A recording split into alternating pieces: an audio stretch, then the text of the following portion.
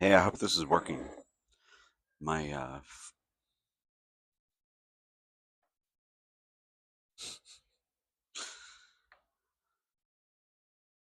right, it should stop wiggling soon. Welcome to Dr. Lundell reads Ulysses, the only 4K page by page experience of Ulysses that you'll ever have in your life.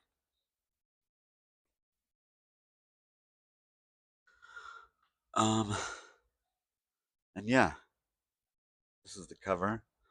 I was thinking of doing an introduction video about the book itself and the Odyssey and all of that kind of stuff. I decided not to.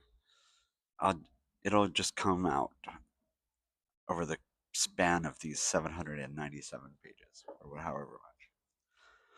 But Ulysses is a book with words by James Joyce. This cover is the reproduction of the original cover um, that was published by Sylvia Beach, Shakespeare and Company, Paris, 1922. And if you see here, it cost me 14 euros. And if you want to be all nerdy about it, I even got a Paris stamp. But this is not the original. This is just a copy you can buy. And if you go to Shakespeare and Company in Paris, it's like full of Americans. It's a tourist place. But you can buy Ulysses and get them to stamp it for you. Today's page is brought to you by Shakespeare and Company. Um, and we're on page 13. I'm trying to work on my lisp. I'm also trying to work on the audio technical difficulties that we've been having lately. If you can't tell already, this is unedited, live, raw, gritty, full of feeling and emotion, off the cuff. Ulysses is loosely based on the Odyssey by Homer. It's also loosely based on the Bible by God. And it's also loosely based on Hamlet by Shakespeare. And all three of those things have something in common that's really important, I think, to think about with this book. And that's the concept of father and son and the struggle and inability of anyone to be the perfect father or the perfect son. Shout out to my perfect sons. Um, Here's page 13. We're having the boys are eating breakfast and they're interrupted by, they're not interrupted. This woman is bringing milk to them, and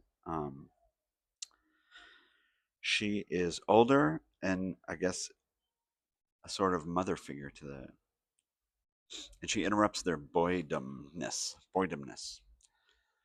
Another fun fact about Ulysses: there's no chapters. It doesn't say chapter one and chapter two. Hey, look at this postcard. Okay, you know what? I'm gonna offer you all a chance to be featured in Dr. Lundell Reads Ulysses on this postcard. I'm gonna write your name here. I'm gonna say thank you to whoever, but you have to give me 50 bucks. If you give me $100, I'm gonna say thank you to you on every episode. It'll be on this very postcard right here. What was I saying? So the book isn't written in chapters, although there are these sections, I guess, that scholars have managed to put into boxes and say this is meaningful. Um, so there aren't chapters per se, but there are sort of chapters. Every chapter is related to a chapter in the Odyssey. Each chapter has a corresponding like body part. Like one chapter is related to the heart. Each chapter has a kind of color to it. Each chapter has a sort of theme. One chapter is about like sounds. Another chapter is about taste. This chapter, I don't know what it's about. Nasty young guys, friends, trying to reproduce culture. So yeah, that's the kind of stuff I would cover in an introduction to Ulysses. Separate video, but I'm not going to. So you're gonna have to watch all 7,000 of these videos in order to really understand what Ulysses is about. There you go. This is page 13. I'm gonna read it now. Okay, one sec.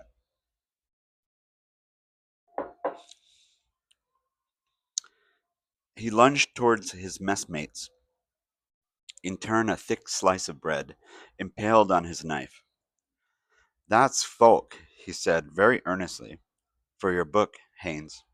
5 lines of text and 10 pages of notes about the folk and the fish gods of Dundrum, printed by the Weird Sisters in the year of the Big Wind.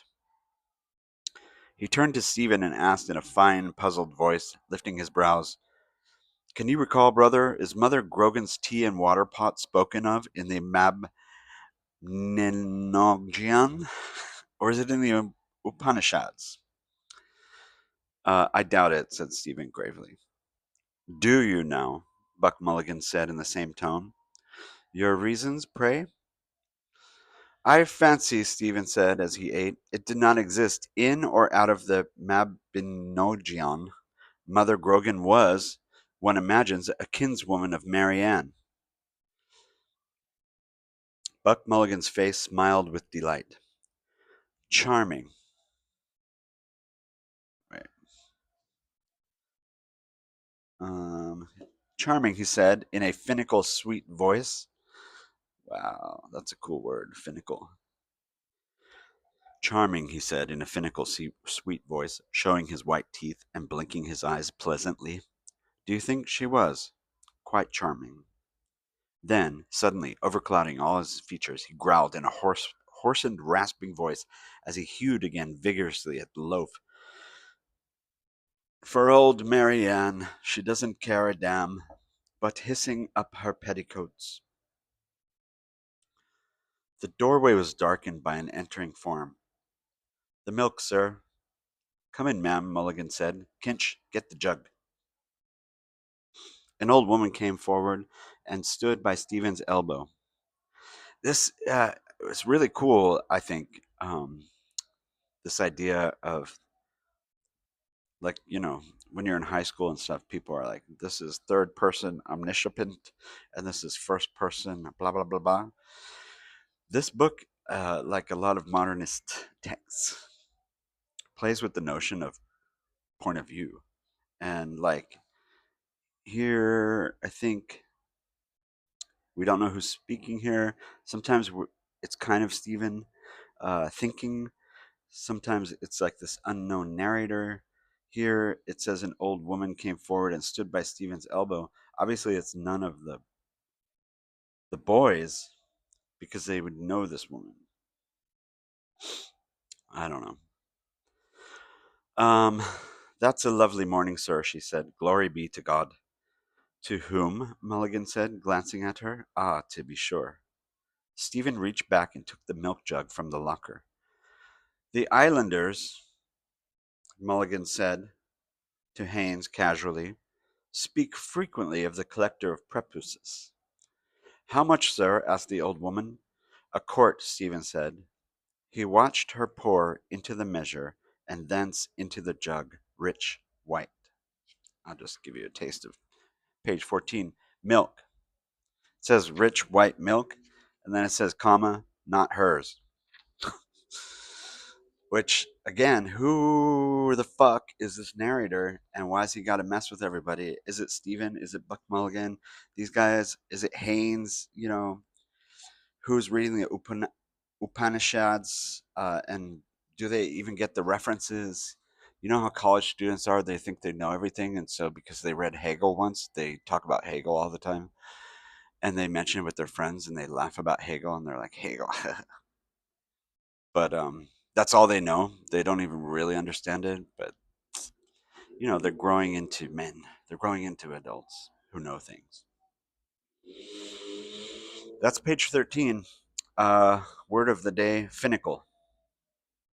I don't know what it means, and I still don't know what parapet is. Uh,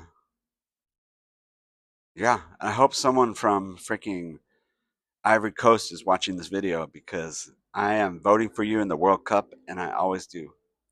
Go Ivory Coast. I'm not sure anyone is watching this video, but maybe someone from Ivory Coast will accidentally press on the link. All right, be sure to like and subscribe someone else's page and not this one. Bye. Have a nice day. Please drink water and please try to do the right thing and be nice to each other. Thanks. Bye.